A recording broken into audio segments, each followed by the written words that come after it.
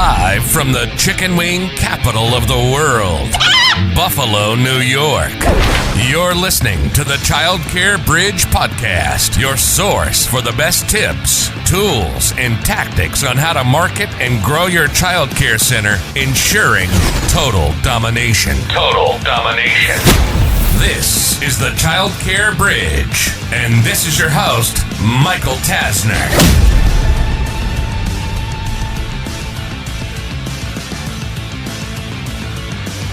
Hey there, and welcome to this week's episode of the Childcare Bridge. Today's topic is how you can build a moat around your childcare empire.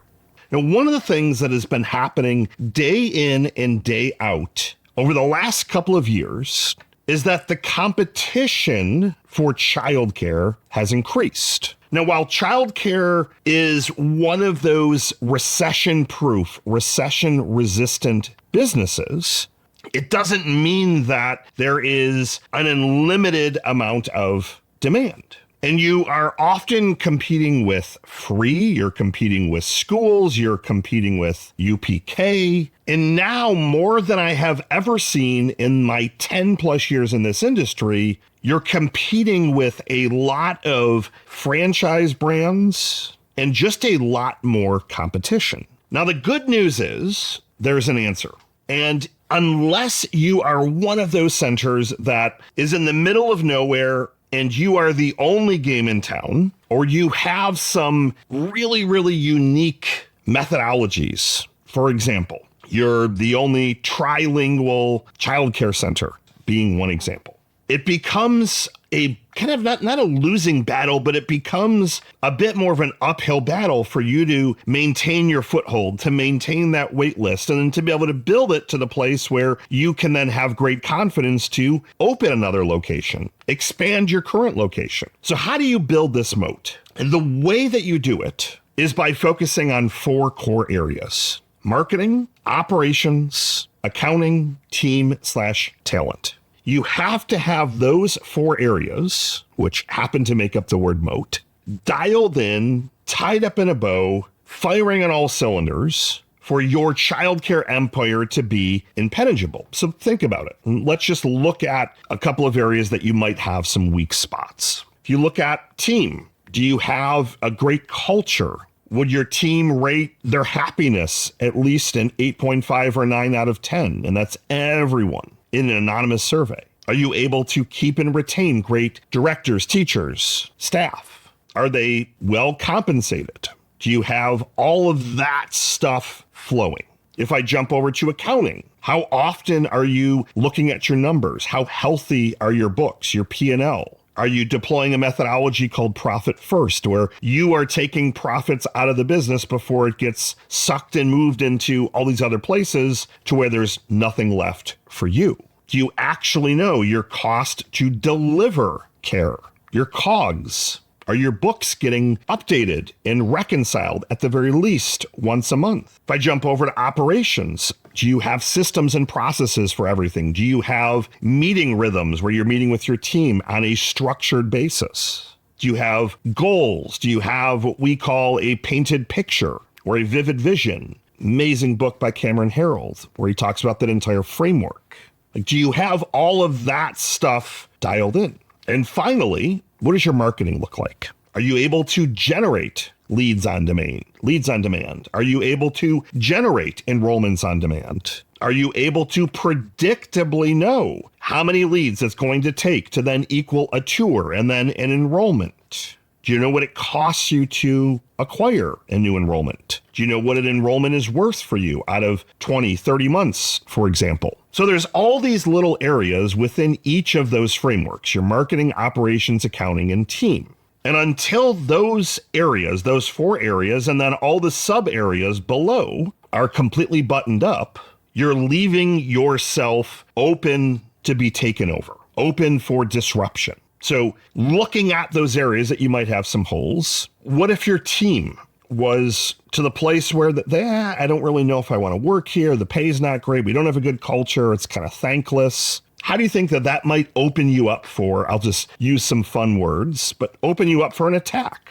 If you know that there are some new centers that are opening, or if you know that most centers are having a challenge hiring, well, if another center comes along, better pay, warmer culture, more appreciation, and all of a sudden they poach half your staff, you're going to be in for a bit of a challenge. If you have another center that comes in and they just absolutely destroy your marketing, they come out of the gates swinging like they want to just take over the city that you're in. They're doing Facebook, Google, Instagram, TikTok, YouTube, flyers, billboards, radio, open houses like every other week, virtual tours. If they like, their website looks phenomenal. They're publishing content every day. They're updating all their social media.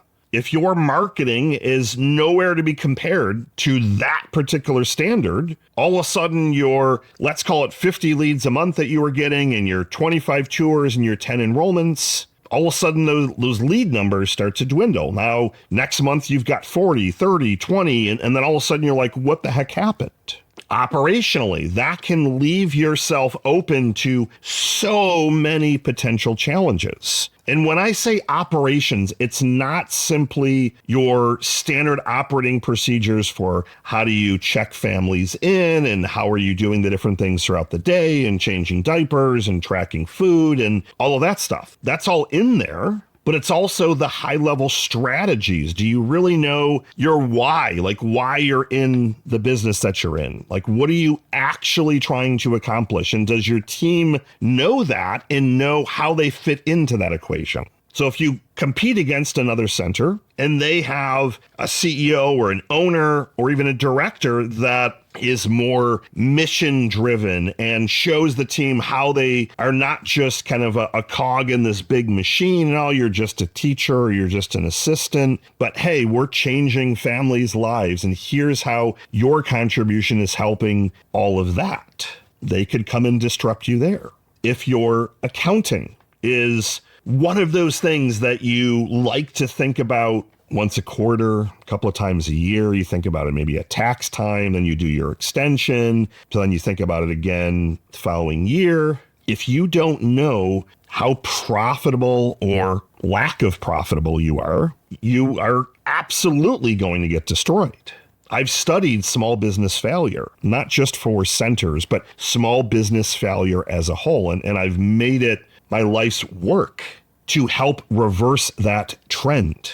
And the final kind of straw that broke the camel's back tends to always be, well, we ran out of cash. Well, we didn't know X. We didn't actually realize that we were adding enrollments at $800 a month or $200 a week, but it actually cost us $1,300 a month to deliver that service. And then we got all these enrollments and realized that we were digging our own grave. So each of these four areas all make up your moat. And within those, again, you have the different areas that you have to nail down and master. Now, I'm not aiming to be doom and gloom, but I'm also aiming to paint the picture that the industry is going to continue to get disrupted. Think about this for a second. As I am filming this, and I tend to film everything in as close to real time as possible. I don't sit down and do 6 months of episodes in advance. Usually I do it the week of. ChatGPT just released ChatGPT 40. Say, okay, well, great. Well, what does it have to do with us? You can literally carry on a conversation with this AI and have it guide you through things. You can literally show it a picture. Hey, I want to draw a picture of a house. Can you guide me as to how to do it? And I'm not saying that it's going to replace all of your teachers and your staff, but this stuff is going to have to be integrated within your center. AI, more technology, new curriculum, new standards. So it's always getting disrupted. But if you're a center that says, okay, great, I've got to get these four areas, marketing, my operations, my accounting, and my team, and I get those four, and now I've built this moat around my center. Where do I start? The answer is extremely simple. Every single thing that I preach, every single thing that I teach is that you need to start with your marketing. Now you might say, well, shouldn't I start with accounting? Shouldn't I fix my team? Shouldn't I nail my processes? I want you to start with your marketing, and I want you to size up and look at where are you just completely missing the mark?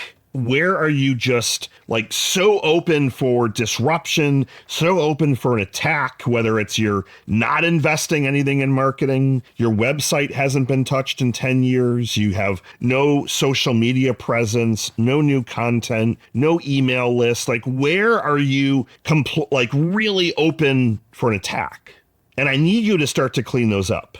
The reason that we focus on marketing before everything else is that marketing is going to drive the leads, the opportunities that are going to generate you revenue. And we're going to need to grow your revenue so that you can more rapidly take care of the other things. If you go in and look at your operations and you say, well, I don't have cameras, our check-in system is archaic, it's literally a sheet of paper, we don't manage this, we don't have any software that we use with our families, we just give them a slip each day on paper, we really don't have standard operating procedure. Like, if you go through this, you're going to find holes everywhere. And spoiler alert, like, I'm not perfect either. I have holes in my business all day, every day as well. But I'm hyper aware, and we have plans for every single one of them, and timelines and people that are assigned to it. But I focus on the marketing because the marketing is what's going to create cash for me as well.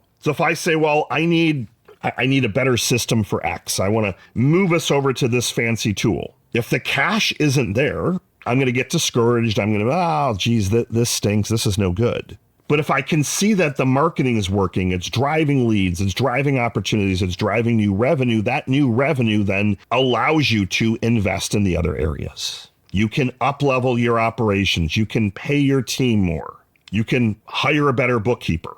But you have to really look at your marketing first. Marketing first approach to everything. You can't walk in as a new center, open up another location, expand, and focus on the operations, the team. If you don't have those opportunities that are going to turn into enrollments, where's the money going to come from? I have conversations every single week with people that have either bought a franchise or opened a new location. And the conversations are all the same.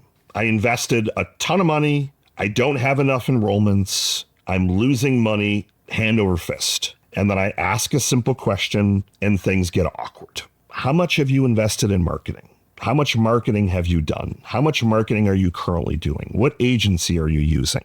And the conversation takes a turn every time. Most center owners put the operations and the team at the top. You need an amazing team. I'm with you on that. This is a people-driven business. If your team isn't great, you're going to be in trouble. But if you don't have enough enrollments, how can you afford to invest more in your team without you going deeper and deeper and deeper and deeper into debt? So your takeaway for today is to look at your marketing and pick one area that you can start to move the needle on quickly, to start to generate some leads. And I've done a ton of podcasts on this already around doing a reactivation campaign, for example, deploying some new sources of traffic, paid traffic.